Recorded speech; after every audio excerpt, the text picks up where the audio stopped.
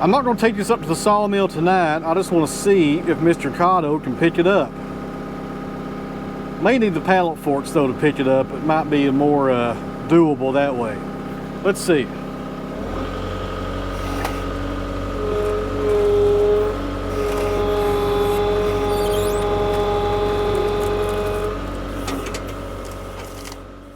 So welcome back to the sawmill, friends. We got a lot going on today. The first thing I need to do is finish up this cherry log. I started this log about 2 days ago on the last video on the dust collection. If you've not seen that video, there's a link down below. And for you guys that didn't see it, we now have a dust collection system hooked up to the LT70. I'm not finished it yet. I am going to put the trolley system right here and a switch with a dedicated circuit for the dust collector, but for right now, it's working just fine, and I'll probably do that here in about a week or so when I get some other things done. I've kind of been under the weather for the past week or so, as I talked about in the last video. I had that skin cancer surgery on my head. I'm off light duty finally, so I'm back to work, and I got a lot of stuff to get done, guys. This is an 8-foot cherry. We're going to be sawing this into 4/4 boards. This is a customer log. Once it's air dried, I'll run it through the kiln probably around November, something like that, maybe early December. I've got about 4 more cherry logs to saw up after this one. And hopefully that order will be complete and I can get those ready for the kiln.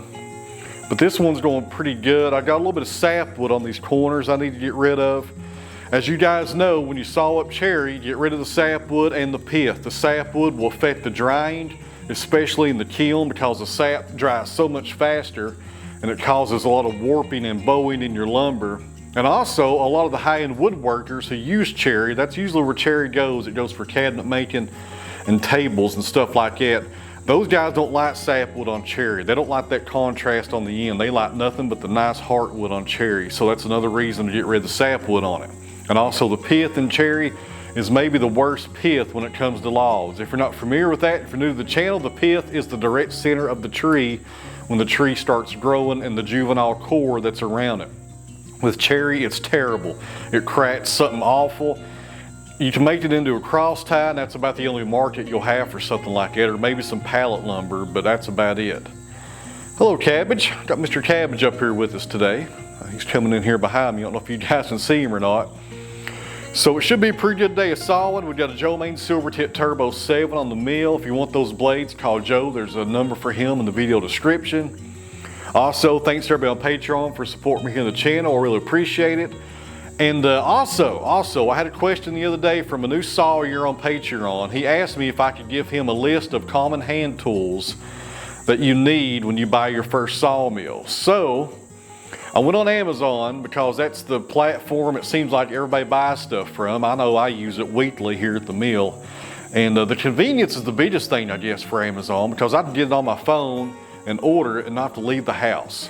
And if I can stay out of public, that's always a win for me. So I made a list in the first comment down below and also the video description on some of the common tools that you will need if you're a new sawyer. And if you've been sawing for a long time, take a look at that list, because there might be something in there that you could use that you never thought about.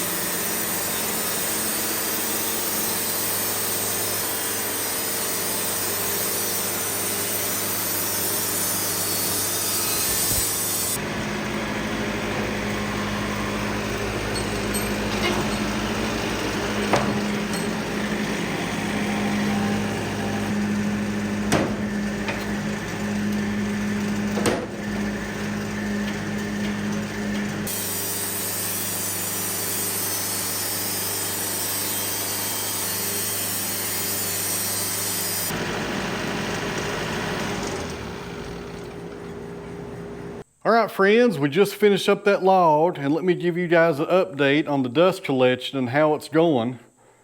That's the most I've ever sawed since I've had this hooked up, and my goodness, friends, check it out. Just a slight little powder on the floor. Just a little dust right there. Not much at all. Usually after sawing up a log, I would have a decent pile all the way down through here. That's a big improvement right there. And once again, look over that pile right there. That's before I even had it installed, so we're not going to consider that. But everything looks good, guys. I'm really happy with this dust collector. And as you can see right there, it's getting all of it. There's a little bit in there, or it's getting most of it, I should say, I guess, before somebody corrects me. But I'd say at least 80% of what comes off the sawmill is going in the hose right there. Over here where it comes out, I need to get me a longer hose. There's no doubt about that, about maybe 2 more foot longer. And I'm getting a decent pile right there, but that's what I wanted. When I get a good pile going, I'll come in here with the track loader and the bucket and scoop it up and either take it to the burn pile, the chicken house, or the garden. That's a lot better than scooping it up with a wheelbarrow, or a shovel rather. I can't talk today, guys, look over me. That's a lot better than scooping it up with a shovel at the end of the day. And I always like to show this when I can. This is what's left out of that cherry log that we just finished up. I'll get my measuring tape here. Hopefully I won't drop the camera. So we're left with a cant that's 6.5 inches wide, and it's just about 3 inches that way. So this is pretty much useless though, guys.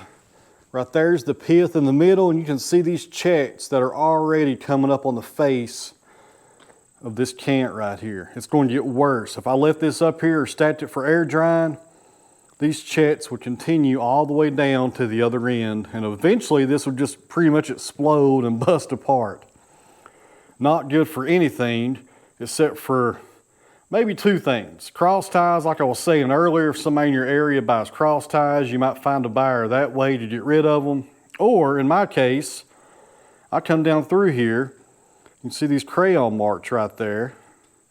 I got those marked out every 16 inches because I use this for smoking pork and also for my wood stove. So I do make this into firewood, that way at least I get something out of it. But as far as lumber goes, bad stuff right there, very bad. Now there's the water bucket, friends. You know what that means. We're gonna throw some water on one of these cherry boards. I think it'd look pretty good.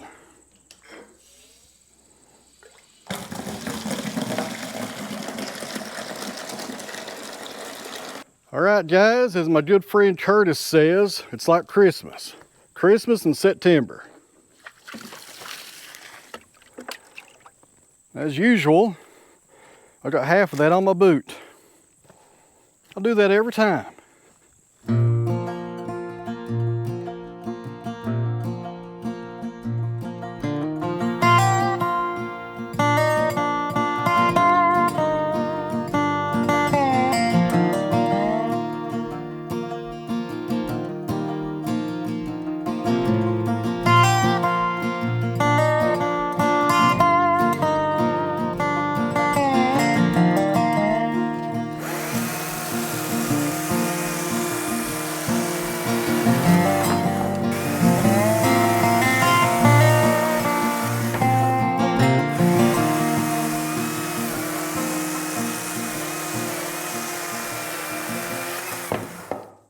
All right, friends, next up on the agenda, we're going to get in Mr. Cotto and bring out some more cherry. But before we do that, I need to take a few of these slabs down to the burn pile. And for those of you that get really aggravated and bothered when I take slabs to the burn pile, you may want to forward this video for the next 35 to 40 seconds. Or grab some tissue. Let me see. I got one on me? I do, right here. There you go, guys.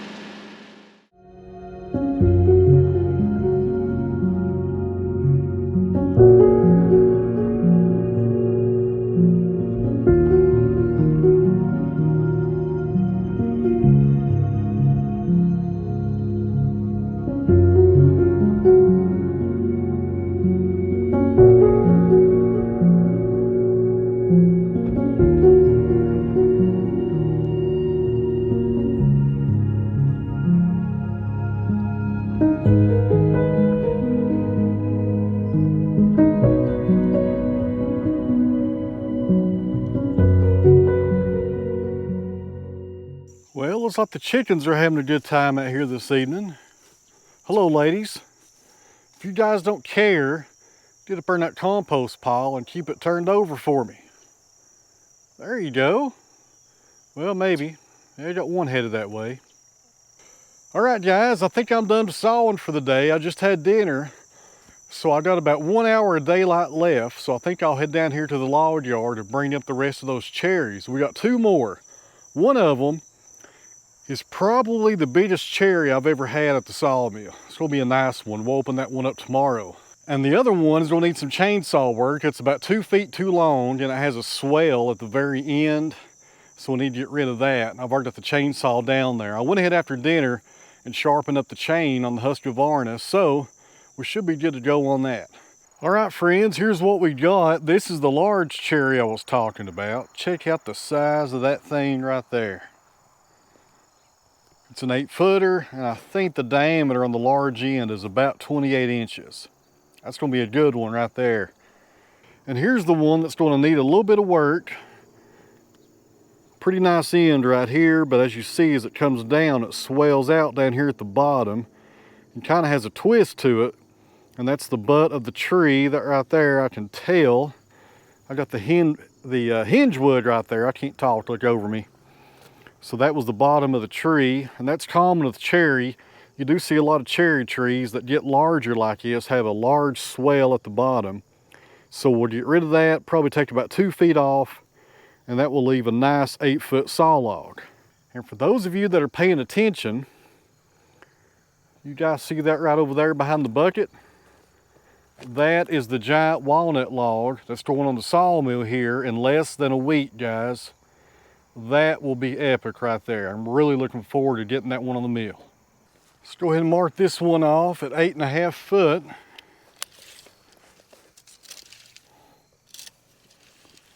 Now, if you guys don't tell anybody, I'm going to show you one of my secrets for measuring logs. It's really high tech. A piece of bark. 8 foot, 6 inches.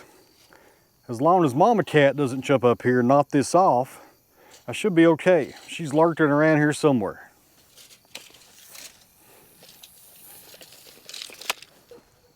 Now, a lot of you guys, whenever I run the chainsaw, you give me a hard time about ear protection.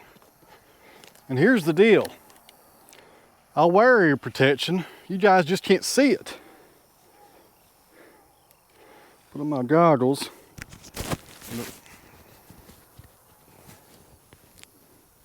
I can dig them out of my pocket here. And the reason you can't see it is because little ear plugs right there. I never run the chainsaw without them. Now, I do run the chainsaw sometimes without goggles, and I probably should wear them, but I've gotten away with it so far.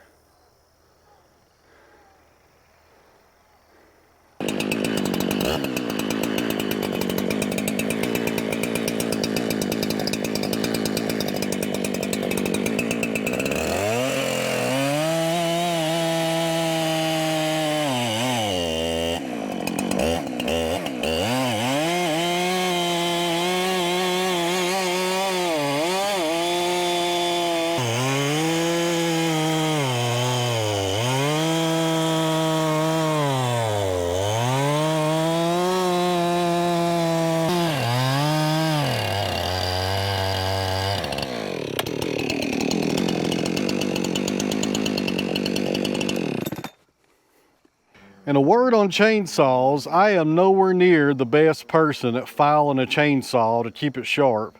I think I do a decent job. I probably could do better. But I was always told if you had a sharp chain, you would have proper sized chips coming out. So I'm pretty happy with that. I think my rakers are still a little low on that chain. I think I took them down a little bit too far. But still cuts pretty good.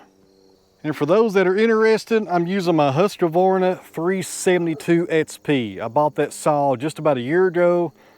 It's my new favorite saw. I really like it. It's got a Husqvarna extra light bar on the end, or extra tough light bar rather, and a full wrap handle. That's the first time I've ever put a full wrap handle on a chainsaw. I like it. All right, guys, we'll go ahead first and take up this smaller one and let Mr. Cotto get warmed up a bit. Then I'll come back down and grab the bigger one, and I think I'm going to see if this Cado here can pick up that large walnut log. I'm not sure how much that log weighs, at least 3,000 pounds. I may need the pallet forks, but we'll try it with the grapple anyways. I'll be right back.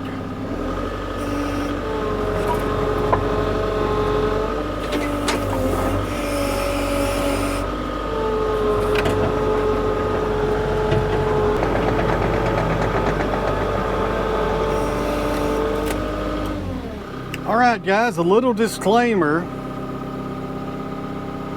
For one, I'm not sure how much this log weighs. I know it weighs at least 3,000 pounds, maybe more. This grapple is only rated for 2,000 pounds of pressure. So if I can pick it up, it may fall out of the grapple. Now Mr. Cado has a working load limit, I think, of maybe 2,400 pounds.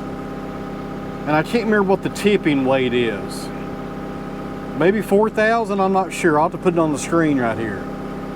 I'm not going to take this up to the sawmill tonight. I just want to see if Mr. Cado can pick it up. May need the pallet forks though to pick it up. It might be more doable that way.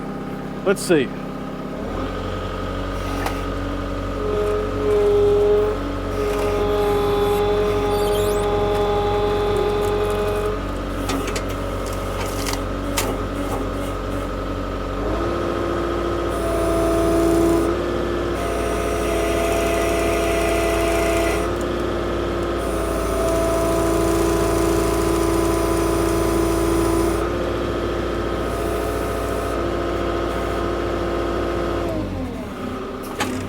Alright, I don't know if you guys could tell, but the rear end of the track loader was coming up off the ground.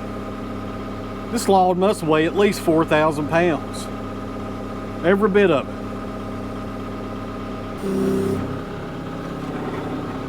Alright guys, let's see how we do on this cherry log. Mr. Cado shouldn't have any problem with this one. I'd say it weighs about 1,800 pounds, maybe 1,500.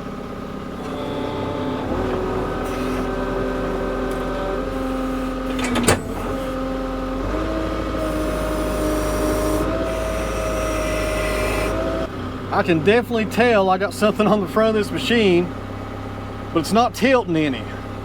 So I would say we're well under 2,000 pounds on this log. That walnut had to be at least 2 tons, every bit of it.